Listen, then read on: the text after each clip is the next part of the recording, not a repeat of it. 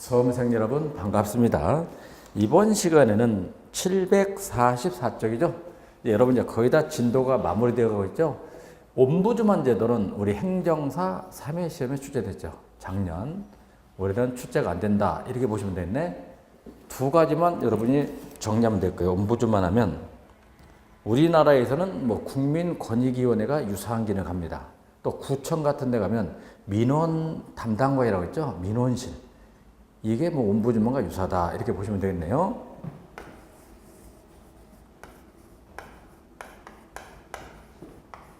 옴부즈면 조사만 한다 해서 조사직 공무원. 원래 이게 관직 이름이에요. 이름은 관직 이름. 조사직 공무원. 또 옹호자. 이런 말이죠. 옹호자. 옴부즈만은 제가 이렇게 강의를 했죠. 조선시대 춘향전 배경이 숙종 때입니다. 숙종이라는 왕이 있단 말이에요. 왕. 국왕이죠. 국왕이 있고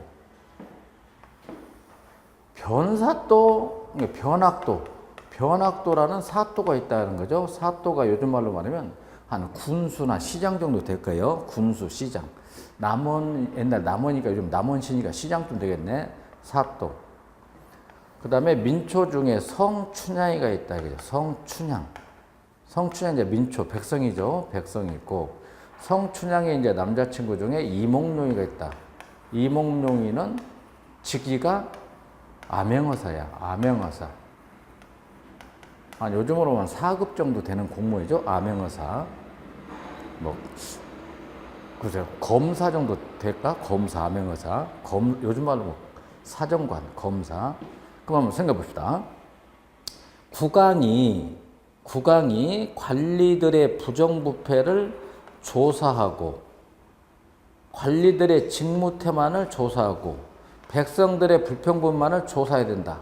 그런데 국왕 혼자서 이 두 가지를 할 수 없다. 그래서 국왕이 이 두 가지를 하기 위해서 대리인으로 임명한 사람이 바로 암행어사 그런 거예요. 암행어사. 대리인. 임금님의 대리인 역할로서 이 두 가지 업무를 해라. 그걸 스웨덴에서는 옴부즈만 이렇게 말하죠. 조선시대는 암행어사.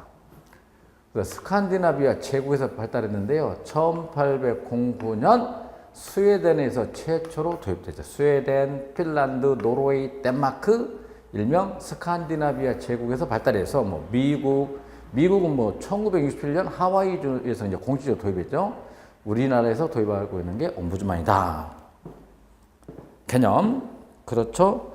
의회에 의하여 임명된 자로 하여금 법령이 행정부에 적정하게 집행됐는지 여부를 조사하게 하고, 위법부당한 행정처분에 대해 민원이 제기된 경우에는 이를 조사하여, 동그라미 조사만 한 거야. 조사하여 관계기관에 시정하도록 요구할 수 있게 하는 제도로서 민원구제제도, 특별행정감찰관제도 그러죠. 세 번째, 입법부에 의한 행정부를 통제하는 제도로, 외부 통제야. 외부 통제. 제도 초기에는 의회 대리로서 행정을 감시하는 역할을 했지만, 최근에는 국민의 권리구제와 인권보호 기능을 실현하는 국민의 대리라는 성격을 가지고 있다. 그리고 D, 법적으로 확립되고 기능적으로 자율적이면 제도의 기본적 성격은 청원이나 진정과 비슷하다. 청원, 주민청원, 청원이나 진정과 비슷하다. 이에다 별표. 권한을 보면 독립적인 조사권, 시찰권, 소추권 등이 있다. 단 세 가지 중 전자의 두 가지는 대부분 나라에서 인정하고 있지만 소추권을 인정하지 않는 것이 보통이다. 우리나라에서 유일하게 소추권을 갖고 있는 것은 검사밖에 없어. 검사만이 소추권을 가지고 있다. 검사. 공소제기. 발달 배경 1809년 스웨덴까지 미치고 있고요. 그 다음에 기능을 봤더니 B에 답죠. 외부 통제 중에서 공식적 통제입니다. 왜? 헌법기관이거든요. 외부 통제, 공식적 통제다. 그리고 E, 공무원의 근무태만이나 부패방지 역할을 담당하죠. 특성에서 B하고 C 묶어볼까요? B하고 C. 입법부 소속기관. 옴부즈만은 의회에서 여야의 합의 아래 선출되며 입법부에 소속된다. 따라서 조사활동에 대한 연차 보고서를 의회에 제출하지만 독립성을 가지고 있단 말이에요. 독립성. 직무 수행상 정치적 중립성을 중시하고 행정부나 입법으로부터 독립성이 보장되는 헌법기관. D에다만 별표하세요. 간접 통제. 법원이나 행정부에 대한 결정을 무효 취소시킬 수 없다. 불평과 고발에 대한 시정 조치를 담당 기관에 건의할 수 있을 뿐이며 단지 조사할 권한만 있다. 고로 정부 부처의 결정을 무효로 하거나 취소할 수 있는 직접적인 권한이 없어서 이빨 없는 개가 집을 지킨다.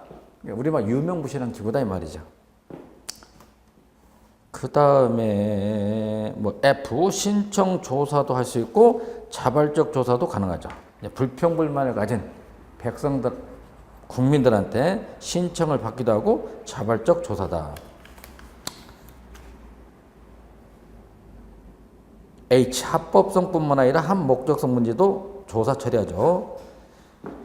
J 국민의 고발에 의해 임무 수행이 수동적으로 시작되는 게 일반적이나 직권에 의해 조사하는 경우도 있다. 옴부즈만 제도의 장점. 옴부즈만은 사법부가 아니야. 재판하는 게 아니란 말이야. 재판하는 게 아니라 행정하고 국민 사이에 불편한 관계를 중재해 주는 거야. 중재, 조정제 역할을 하기 때문에 사법부 역할하고는 전혀 별개단 말이야. 그리고 첫째, 법원의 경우와는 달리 신속히 처리되며 비용이 저렴하다. 셋째, 제도 수립에 있어 고도의 융통성과 정성을 지닌다. 행정운영 개선 및 정치 발전에 기회가 될 수 있죠. 스웨덴식하고 국민권익위원회. 국민권익위원회는 우리 행정사 1회 시험에서 나왔죠. 1차 시험에서 1회 시험. 헌법상 기관, 우리는 법률상. 입법부, 우리는 행정부. 신청조사, 직권서, 우리는 신청위원 조사만 가능하다. 공통점은 무효하거나 취소시킬 수 있는 권한은 없다. 부패방지 및 국민권익위원회 설치 운영에 관한 법률 있죠. 우리 1회 시험 문제였죠. 세 군데가 합쳐져서 이제 국민권익위원회가 됐죠. 장관급이라고 지금 보니까 이성보 씨 장관급인데, 첫째, 고충민원 처리는 국민고충처리위원회 플러스 부패방지, 과거의 국가청렴위원회 플러스 행정심판, 이 세 기구를 합쳤죠. 세 기구를 합쳤다. 리언 국민권익위원회 설치 운영 A 설치 국무총리 소속으로 의무적 설치입니다. 국무총리 소속이죠. 구성을 봤더니 위원장 1명을 포함한 15명의 위원이죠. 위원장 3명과 상임위원 3명을 포함으로 구성한다.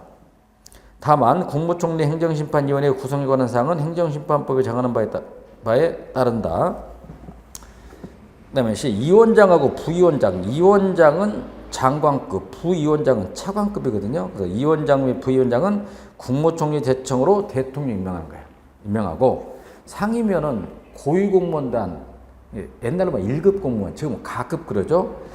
상임위원은 위원장의 제청으로 대통령 임명하며 상임위 아닌 위원은 대통령이 임명 또는 이촉한다. 거기까지. 그 다음에 D. 직무상 독립과 신분부장이 되어 있는데요. 위원회는 그 권한에 속한 업무를 독립적으로 수행한다. 위원장과 위원임기는 각각 3년으로 하되 1차에 하나여 연임할 수 있다. 6년 할 수 있다는 거죠. 중임이 아니라 뭐다? 연임.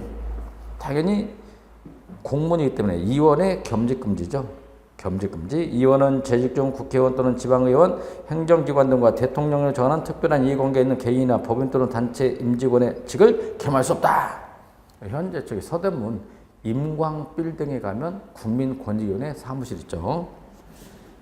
그 다음에 관할 및 기능을 봤더니 하는 역할이 많죠. 1번 국민의 권리 보호, 권익구제 및 부패 방지를 위한 정책의 수립 및 시행. 3항 고충민원을 유발하는 관련 행정제도 및 그 제도 운영에 개선이 필요하다고 판단된 경우 이에 대한 공고 또는 의견 표명. 6항 공공기관의 부패방지책 추진 상황에 대한 실체 조사 평가. 9항 위원회의 활동과 관련된 국제협력. 11번 그죠? 신고자 보호 및 보상. 부패 신고자 보호 및 보상. 11번만 발표해 주세요. 신고자 보호 및 보상은 부패방지 및 국민권익위원회 설치 운영 법률에 규정되어 있다. 그 다음에 페이지를 넘겨서 17번 그러죠. 시민고충처리위원회 활동과 관련한 협력 지원 및 교육. 지방자치단체에서는 시민고충처리위원회 이렇게 말합니다. 국민이 아니라 시민고충처리위원회의 활동과 관련한 협력 및 지원이다. 여러분들 우리 신문에 많이 나오죠. 16번 보세요. 온라인 국민참여 포탈 통합 운영과 정부 민원 안내 콜센터 설치 운영. 몇 번이죠? 110번 그런단 말이에요.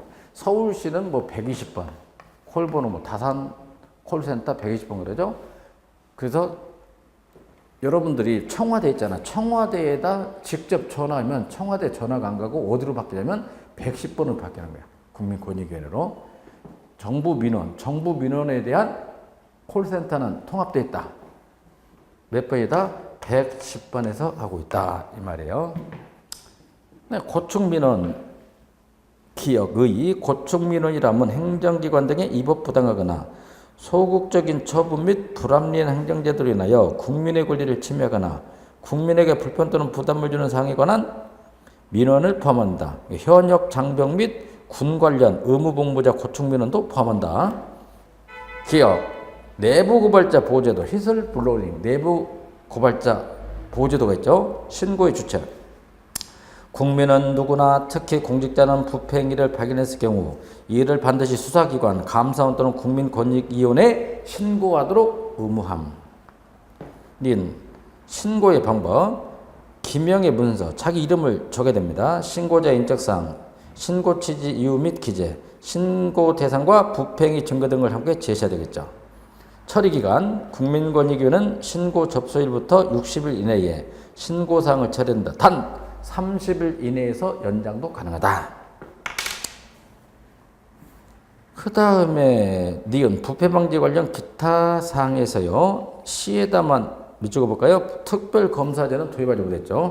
특별검사제는 도입하지 못했고 그 보완책으로 재정신청제도가 도입되긴 하였지만 재정신청의 범위가 고위공직자에만 국한되고 있어 협소함. 고등법원한테 할 수 있는 게 재정신청제도.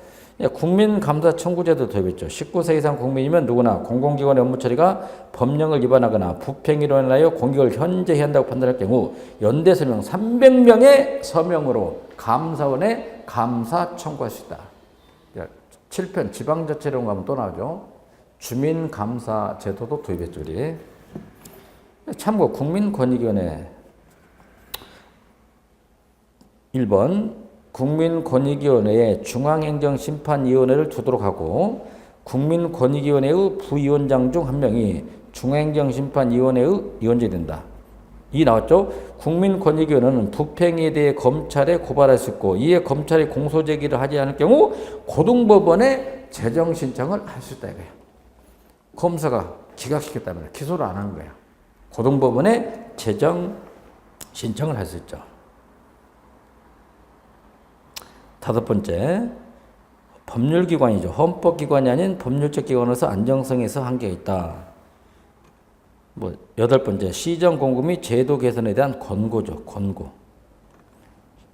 10번, 그죠. 시민고충처리위원회. 지방자치단체에서는 시민고충처리위원회. 11번째, 제외사항이 있죠. 제척사항. 국민권익위원회가 모든 업무에 대해서 다 조사할 수는 없겠지. 예를 들면 1번 같은 거 고도의 정치적 판단을 요하거나 국가기밀 또는 공무상 비밀에 관한 사항 할 수 없다. 당연하죠. 리얼, 행정심판, 행정소송, 헌법재판소 심판, 헌법소원이나 감사원의 심사청구 등 불복 구제조치가 진행 중인 사항 안 되겠죠.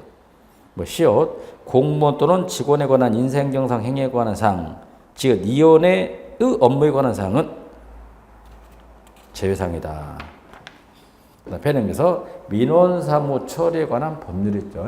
민원사무 처리에 관한 법률. 우리 민원 담당관 1조 목적을 봤다. 이 법은 민원사무 처리에 관한 기본적인 사항을 규정하여 민원사무의 공정한 처리와 민원행정제도의 합리적 개선을 도모함으로써 국민의 권익을 보호함을 목적으로 한다. 우리 행정사 2차 과목에 사무처리 나오죠. 그때는 좀 중요하겠죠. 이게 2조에서 민원인이 뭐냐? 1항 민원인이란 행정기관에 대하여 처분 등 특정한 행위를 요구하는 개인, 법인 또는 누구다? 단체를 말한다. 단체를 말하죠. 3번에다 별표봐요. 복합민원. 하나의 민원 목적을 실현하기 위하여 법령, 훈령, 예규, 고시 등에 따라 여러 관계기관, 예를 들면 민원사항과 관련된 단체, 협회 등을 포함한다. 이와 같다. 또는 관계부서의 허가, 인가, 승인, 추천, 협의 또는 확인 등을 거쳐 처리되는 민원 사무를 갖다 복합민원 그러죠. 그 다음에 4번 전자민원 창구가 있죠. 그다음에 다섯 번째 무인 민원 발급 청구가 있죠. 요즘 뭐 지하철역에 가도 무인 민원 발급 청구가 있다. 그다음에 5조 민원 사무 처리 원칙 있죠. 1. 행정기관은 민원 사무를 관계법령 등에 정하는 바에 따라 다른 업무에 우선하여 처리해야 된다. 사망, 행정기관은 법령의 규정 또는 이임이 있는 경우를 제하고는 민원 사무 처리 절차 등을 강화하여서는 아니 된다. 그 다음에 처리기간의 계산, 민원 사무의 처리기간을 5일 이하로 정한 경우에는 민원사항의 접수 시간부터 시간 단위로 계산하되 공휴일과 토요일은 산입하지 않는다. 이 경우 1일은 8시간 근무시간 한다. 당연히 8조 민원사무 편람을 비치해놨죠. 7조, 그 다음 8조 민원의 신청. 뭐 민원 어떻게 신청하냐? 민원사항의 신청은 문서, 전자문서를 포함한다.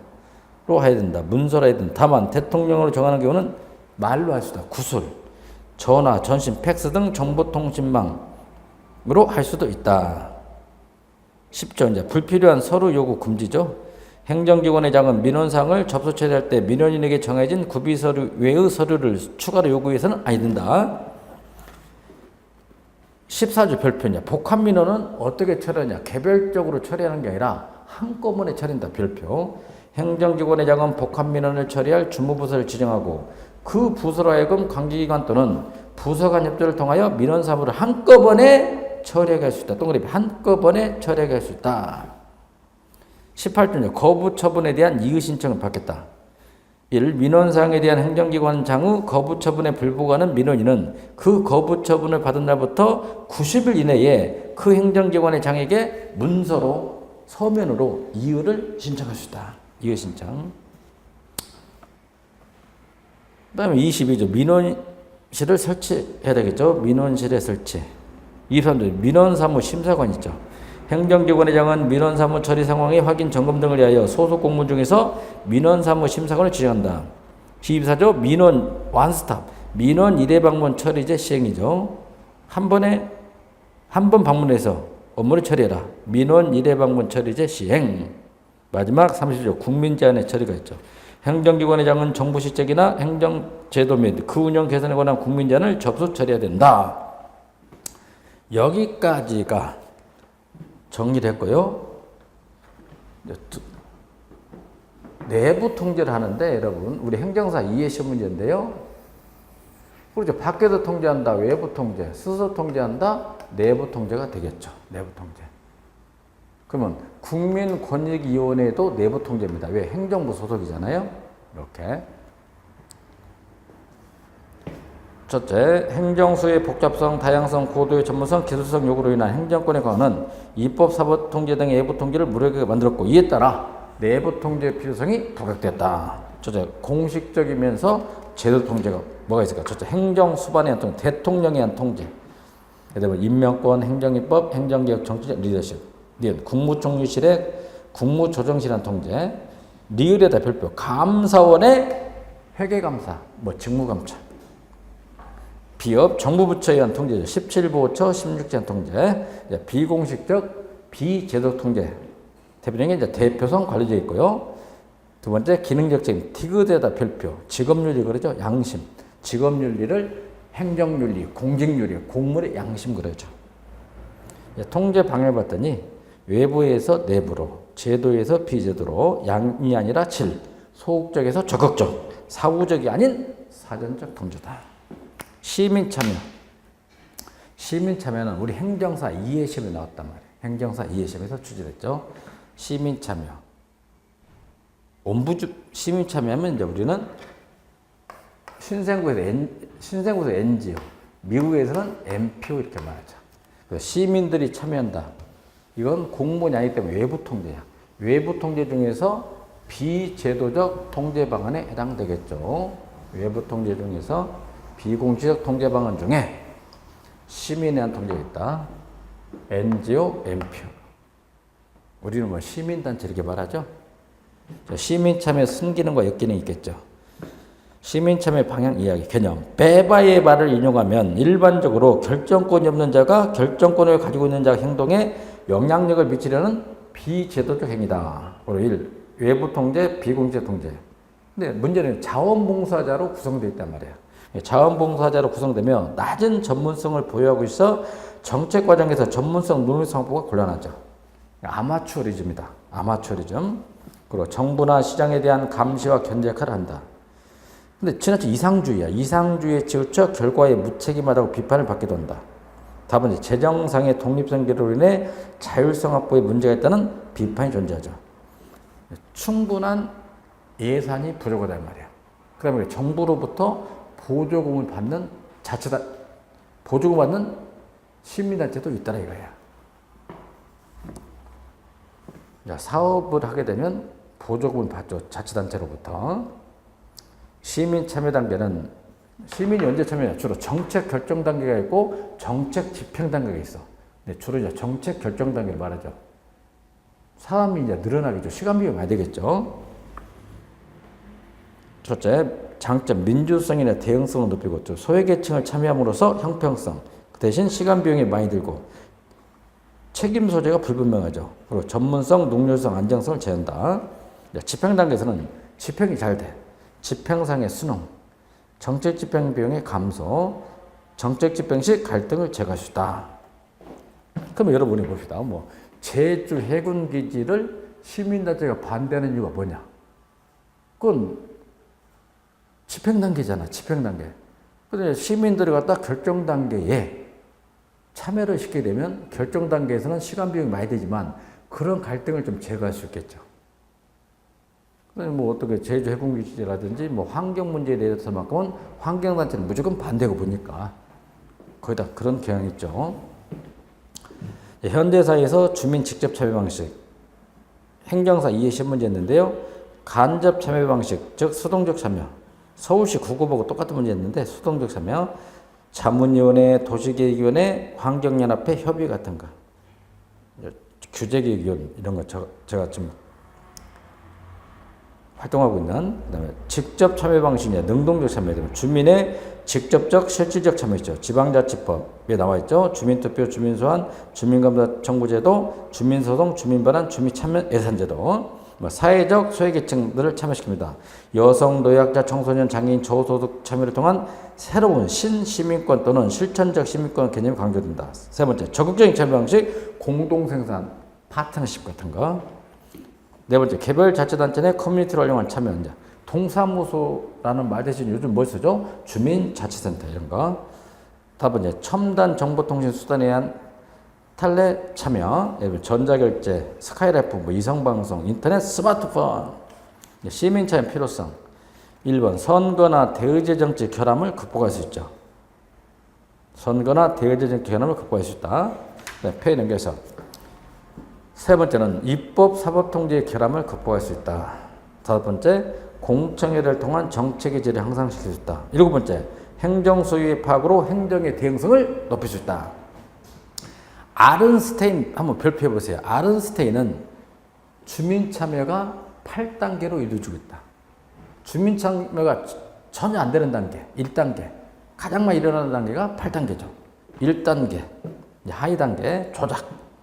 주민에 대한 일방적인 설득이나 지시, 관청이 하는 거야. 두 번째, 치유, 테라피, 치유, 주민 요구, 분출, 치료 수단. 실질적으로 비참해져. 정보 제공, 행정에서 주민으로 일방적으로 나타나며 환류나 협상 능력이 없다 이거예요. 일방통행, 상담, 컨설팅, 공청회 등으로 정보 제공 및 참여 유도, 회유, 주민의 영향력 약간, 주민의 영향력이 약간 있지만 채택 여부는 행정청이 결정한다. 상징적 참여죠. 3단계, 상위 단계, 동업자 관계, 파트너십, 주민이 지방의회에 맞서 협상 유도, 최종 결정권은 지방정부한다. 주민 권력 이임 단계, 주민이 우월한 입장, 행정청 협상 유도, 시민 통제, 시민이 위원회를 지배합니다. 주민의 완전자치, 이게 실질적 참여다. 8단계를 제시한 학자들보다 아른스테인 좀 별표합니다.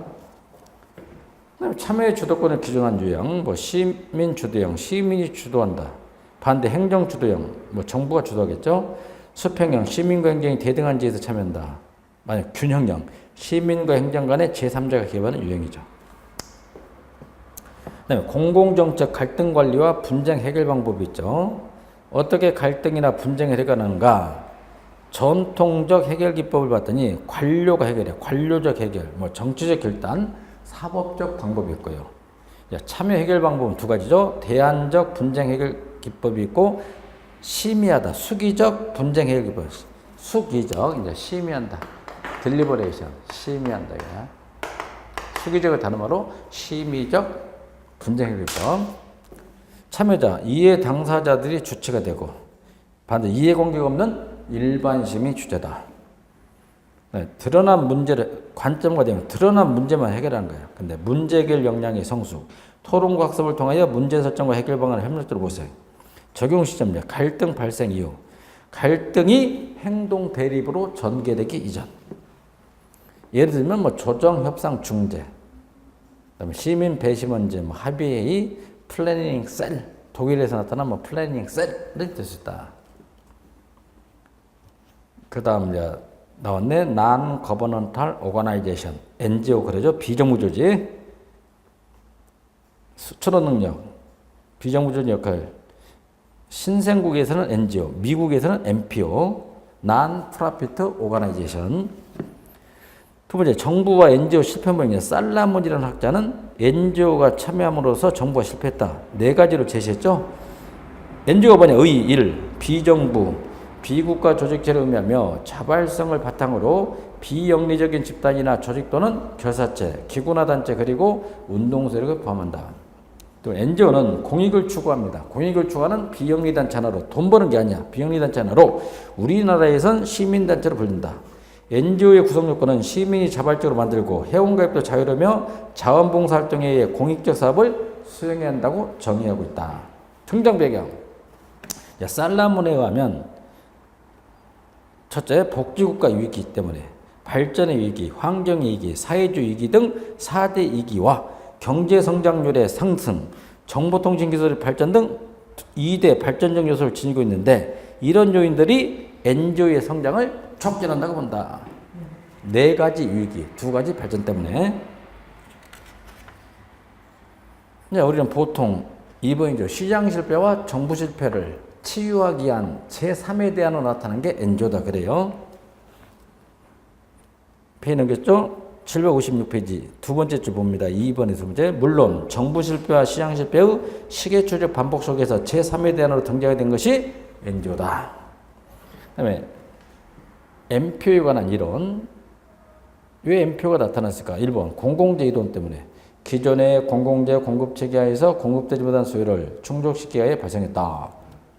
두 번째, 계약 실패 이론 때문에 영리기업 서비스 양과지를 정확하게 파악하지 못할 때 비영리성을 띤 비정부 조직의 서비스를 더 신뢰하게 된다는 이론. 삼성전자 믿을 수 없다. 계약 실패 이론. 4번, 보조금 이론. NGO는 정부의 보조금에 의하여 생성된다는 이론이죠. 근데 요즘은 그래요. 행정자치부 또 지방자치단체가 무턱대고 보조금을 주진 않습니다. 어떤 사업을 한다고 했을 때, 프로젝트 했을 때 그때는 보조금을 주더라. 근데 과거에는 뭐 경실련 같은 경우는 보조금을 받지 않았다고 옛날에도. 거기다 이제 보조금 재정이 열악하기 때문에 거의 다 그렇습니다. 그 다음에 뭐 여덟 번째 기업가 이론. 정부와 NGO는 이질적이고 경쟁과 갈등 관계로 보는 기업가적 이론. 11번 관청 형성 모형. 던리비의 관청 형성 모형이 뭐냐. 니스카는 이론을 반박하는 이론으로 관료들은 예산 극대화를 추구하기보다는 집행위주의 개선 조직을 정책위주의 참모 조직으로 개편하려는 의도가 작용하여 준정부 조직 등 다양한 관청을 형성해야 된다는 이론. 특징을 봤다. 첫째, 자원봉사자로 구성되는 자발적인 보다 결사체죠. 자원봉사자. 두 번째는 국제적인 연대관계가 이루어지죠. 뭐 그린피스 같은 거 국제적인 단체죠. 정책 결정에 영향력을 행사합니다. 넷째, 외부 통제 방법으로 정부의 질, 구성원의 수나 의식, 재정 결표가 중요하죠. 다섯 번째, 다원화된 국가에 나타납니다. 여섯 번째, 정치적 활동을 목적으로 하는 것은 정당이야. 정치적 활동을 목적으로 하지 않는다 이거야. 근데 뭐 실제 우리나라 NGO 같은 경우에는 정치적 활동도 많이 합니다. 실은. 7번 우리의 경우 국가로부터 보조금을 받는 단체도 존재하더라. 단 사업비에 대해서만큼은 보조금을 받는다 이거예요. NGO가 많죠. 우리 경제 정의하고 관련된 게 경실련, 경제정의 실천, 시민연합 같은 거. 그다음에 교육연구 같은 거. 교육연구에서 뭐 참교육을 위한 전국 학부모회, 교통에서 녹색교통운동, 국제협력에서 좋은 친구들, 굿네이버스, 권력감시, 참여연대 같은 거. 복지일반, 뭐 색동회, 여성, 뭐 YWC, 의료기구, 새생명 찾아주기 운동본부, 인권, 뭐 민주화 실천가족 운동협의회, 자원봉사, 녹색 어머니 같은 거, 평화나 통일, 뭐 민족화해 협력, 범국민 협의회, 뭐 통일교육 협의회 뭐 이런 것들도 있겠죠. 환경에서 뭐 녹색연합을 들 수 있다. 정부와 NGO 관계 모델을 봤더니 정부가 NGO를 거부하는가 수용하는가에 따라서 나눌 수 있죠. 저제 거부형 좀 별표합니다. 이건 암기를 해야 됩니다. 거부, 억압형, 정부의 억압으로 합법화되지 않은 활동, 정부는 법률에 규정하는 지원을 거부합니다. 억압한다 이거야. 둘째는 적대형, 정부에 대한 비판으로 쌍방적 관계, 정부가 규제를 하죠. 경쟁형, 정치적 경제적 견제 균형, 좀 암기. 거부형 몇 가지 있다. 억압형, 적대형, 경쟁형. 암기. 행정고시 한번 출제된 적이 있죠. 근데 수용은 다 받아들인다. 용역형. 하청업체 용역형. 용역 또는 위임. 정부는 자원을 대고 NGO는 서비스를 공급합니다. 제3자 정부형. 경찰 간부직이 한번 나왔죠. 제3자 정부형 별표. 용역형과 유사합니다. 정부는 예산을 지원해줘. NGO는 서비스를 공급. 그러나 정부와 NGO 간 자율권 공유. 자율권을 공유하겠다. 세계은행이 제3세계 국가들의 경제적 구조수단을 활용하죠. 협력형, 협력관계 초점. 보충형, 정부 역할이 부재 또는 부족을 보충해주겠다. 상생관계. 마지막 공조형, 양자관계가 공식화된 규례하에 설정. 동등한 파트너.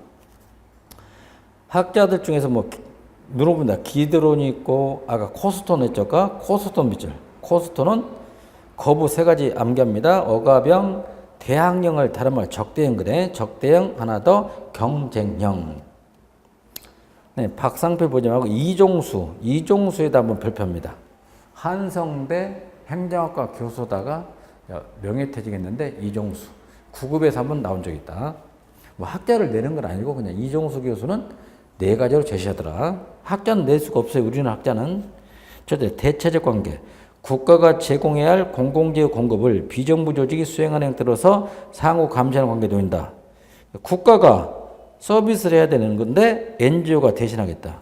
보완적 관계. 비정부 조직이 생산하는 공공재의 생산 비용을 정부가 지급하는 형태로서 긴밀한 협조 관계에 놓인다. 정부가 예산을 지원해줘. 시민단체는 서비스를 해준다. 네, 대립적 관계, 국가와 비정부 조직 간의 공공재 공급에 대한 시각차가 있는 상태로서 긴장관계 됩니다.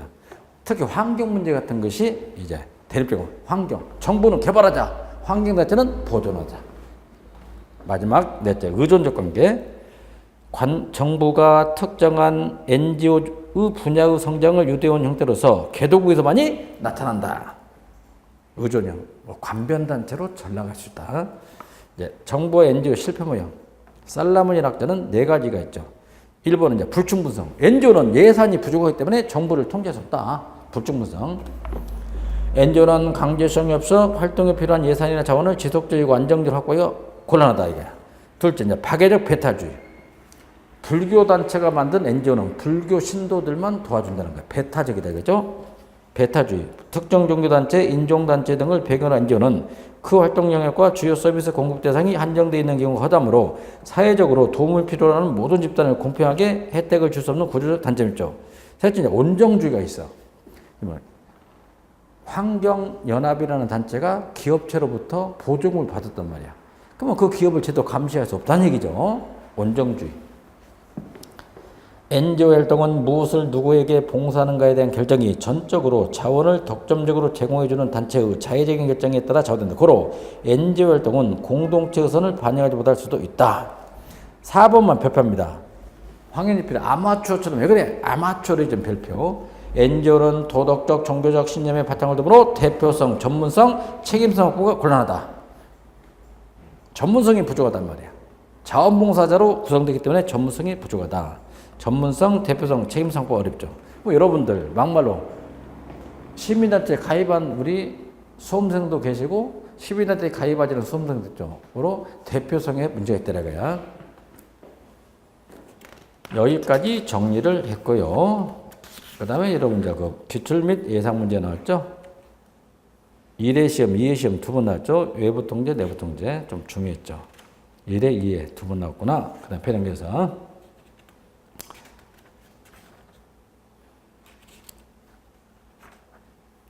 766페이지 행정개혁. 그래서 행정자 3회 시험에서는 딱 한 문제 나왔죠? 미국의 행정개혁 중에서 MPR이 시험에 나왔다 이거야. 국가업적 성과 심의위원회가 나왔죠. 자, 우리가 지금 6편을 정리하고 있죠. 6편은 행정 책임. 책임을 확보하는 수단이 행정 통제. 그렇죠? 통제. 통제에서 지금 엄청 많이 나오고 있죠. 통제에서 1회 시험, 2회 시험, 외부 통제, 내부 통제. 2회 시험 똑같이 그냥 내부 통제. 그 다음에 국민권익위원회 나왔죠. 국민권익위 나왔지. 그 다음에 3회 시험에서는 옴부즈만 나왔지. 와. 4문제 나왔단 말이야. 통제에서. 올해는, 그 다음에 행정개혁. 행정개혁에서는 올해 3회 시험 문제에서 미국의 행정개혁 중에 뭐가 나왔다? MPR이 나왔다. 그럼 제가 강의 때 강조했죠? 미국은 MPR밖에 나오지 않는다. 그 별표가 돼 있었죠. 그러면 올해는 이 계획에서 시험에 나온 우리나라의 책임 운영기관이 나오지 않겠냐. 책임지고 운영만 한다. 무슨 기관? 책임 운영기관이 나오지 않을까. 예측해 볼 수 있죠. 개혁. 그 행정개혁은 우리 1편에도 해봤던 MPM하고 똑같아. New Public Management, 신공공관리론에 의한 개혁이 이루어지고 있다. 이렇게 보면 되죠. 그 다음에 우리 3편에도 배웠죠. 박근혜 정부 조직 개편 이런 거. 1편, 3편, 그 다음에 행정개혁 속성 4번이 중요하죠. 국가의 행정개혁 이야기. 개념 레볼루션 개혁. 1. 행정의 기구, 관리기법, 기술, 행정인의 능력과 가치관 및 태도를 의도적, 계획적으로 변화시키는 활동이나 과정을 말한다. 2번에다 별표. 행정개혁은 바람직한 변동이야. 목표 지향성, 동태성, 행동 지향성, 포괄적 관련성, 중단 없는 개혁, 지속성, 반드시 저항을 하죠. 저항. 공적, 정치적 상황. 7번에다 별표. 개방체제하고 개혁이라는 중요 속성을 내보겠죠. 개방체제. 그리고 3. 행정과 사회는 상대적이고 상호 의존적이며 양자는 쌍방적이다. 이러한 의미에서 행정과 사회는 진화, 공진화한다. 코에볼루션. 공진화는 체계를 구성하는 각 개체들이 끊임없이 서로에게 적응하면서 변화해가는 과정을 지칭하는 개념이죠. 2번이야. 개혁의 필요. 왜 개혁을 해야 됩니까? 1번 국가나 정치행정 담당자들이 새로운 정치행정 이념 및 철학을 추구함으로써 정치 및 사업의 내용과 추진 방식 등은 계획의 필요성을 촉진시키죠. 2번 같은 거 권력투쟁 또는 전쟁, 혁명 등의 사태가 발생하면 그에 따라 행정체제의 계획이 이루어진다. 네 번째, 과학기술의 발전이 행정에 직간접적으로 영향을 미쳐 행정운영 및 행정조직의 변화를 가져오기도 한다. 6번째, 기구의 확대 분화, 인원수의 증가, 고위직의 증설을 바라는 관료적 이익이 행정개혁을 유발하는 현실적 필요성이 되죠. 마지막 8번째, 예산의 중대한 변동 시 조직 확대 개혁과 관련되죠. 어떻게 하면 계획이 성공할까? 계획의 성공은 첫째, 정치적, 사회적 안정과 강력한 리더십이 확립돼야 된다. 셋째는 국민의 적극적인 참여와 하위 상달적, 횡적 의사소통의 원활. 네 번째는 그죠. 적절한 가외성을 고려돼. 미래는 불확실하다. 가외성의 고려. 6번째, 그죠. 저항 세력에 대한 정확한 진단이 필요하다. 네, 개혁의 접근 방법의 전략. 리비트하고 히슬러는 개혁의 접근 방법이 4가지 있단 말이죠. 구조의 역점입니다. 구조적 접근 방법. 컴퓨터 같은 관리 기술적 접근 방법. 궤도적 접근. 세 번째, 공무원의 가치관에 변화 준다. 인간관계적 접근 방법, 즉 행태적 접근. 마지막 세 가지를 결합했다. 종합적 접근 방법. 구조적 접근 방법은 이제 주로 이 피라미드 형태를 띠는 집권화된 조직 구조를 분권화시키는 전략을 말하겠죠. 구조적, 원리주의 같은 거. 첫째, 공식적, 합리적 조직의 중점을 두는 전통적 접근 방법. 두 번째, 조직의 건전한 원리에 의한 최적 구조가 업무의 최적 업무 수행을 가능하게 한다는 전통적 조직에는 기반을 두고 있죠. 그리고 빼 넘겨서 특징을 보면 저 밑줄 기구 직제의 간소화와 기능 중복의 제거, 통솔범위의 축소, 행정사무의 적절한 배분과 권한 책임의 명확화, 원리 접근법 중시 별표, 특히 원리주의, 전문화 원리, 조정의 원리, 명령 통일의 원리, 원리 접근법 중시. 마지막 의사소통 체제 개선, 의사소통 체제 개선. 그 정도면 되겠네요. 그다음에 미국의 후보위원회 활동, 과거 우리나라 행정개혁도 이 접근 방법을 사용했죠. 하드웨어의 변화를 주는 하드웨어. 관리 기술적 접근 방법. 그죠? 과학적 관리법의 원리를 적용합니다. 둘째, 사무관리 개선에 목표를 두고 행정 수행 과정을 중시한다. 예를 들면 컴퓨터를 도입해 관리과학 같은 거, OR, SA, 체제 분석, EDPS 등을 활용하여 행정 성과를 향상시키는 접근 방법. 특성에서는 이제 어떻게 하는 건 찾아보고 찍었습니다. 직무 분석, 직무를 분석한다. 정원 관리, 봉급 책정, 업무 환경의 관리, 사무의 기계화. 네, 마지막 BPR, 비즈니스 프로세스 리엔지니어링. 비즈니스 프로세스 리엔지니어링, 우리말로 리엔지니어링의 일종이었죠. BPR. 행정 업무 재설계.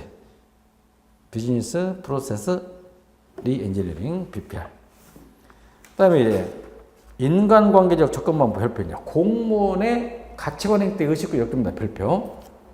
행정인의 가치관 태도 변화 강조. 예를 들면 감성훈련, 조직발전 별표. OD, Organization Development, OD를 활용하여 인위적으로 변혁시켜 조직 전체 계획을 도모하자.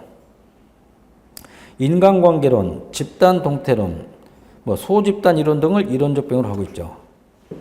특성을 봤더니 조직발전 이론의 근거, 행정인을 개혁과정이나 정책 결정까지 널리 참여시키자.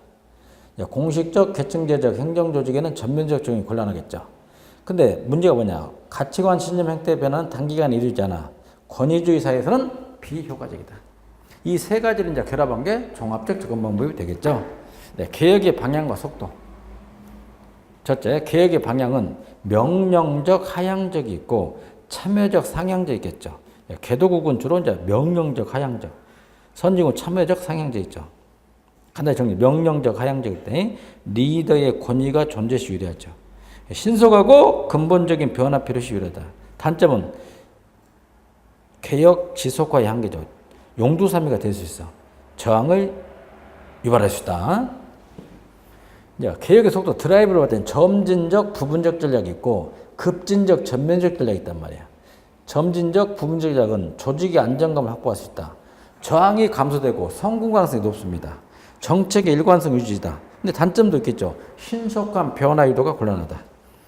급진적, 전면적 전략은 상대적으로 보면 되죠.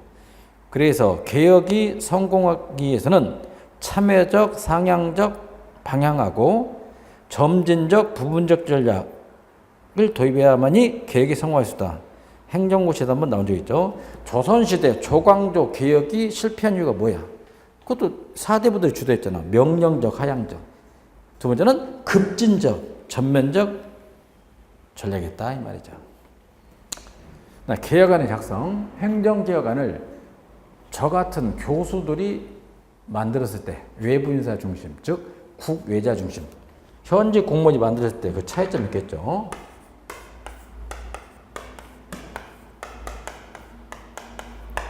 외부에서 만들었다. 국외자 중심. 첫째, 다양한 분야의 전문가가 참여합니다. 종합적, 객관적, 전문적 계획안이 작성됩니다. 첫째, 셋째, 많은 경비와 시간이 소요됩니다.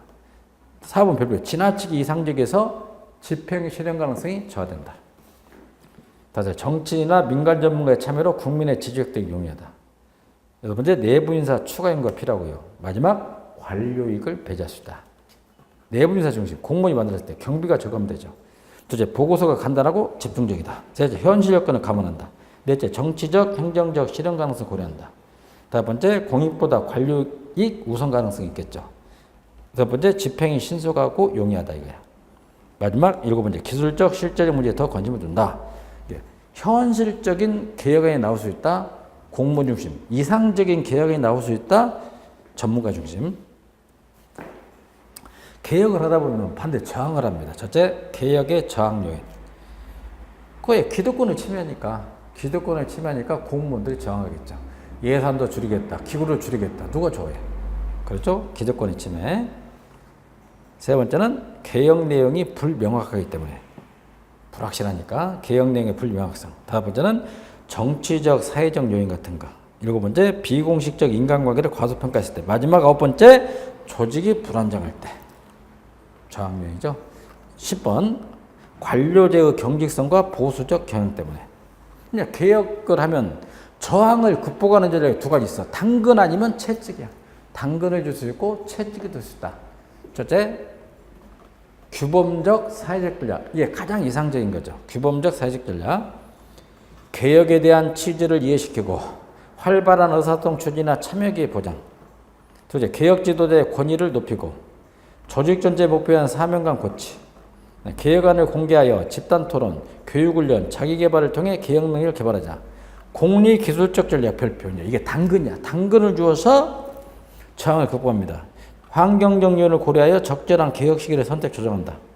둘째, 기득권 침해를 최소화하기 위해 기술적, 형식적인 것부터 선택적, 점진적으로 실시하자. 셋째, 개혁안을 객관적, 계량적으로 작성하여 결과의 명확화 강조. 그리고 개혁의 공공성 강조. 금전적 혜택 주는 거예요. 혜택을 좀 주겠다. 금전적 혜택.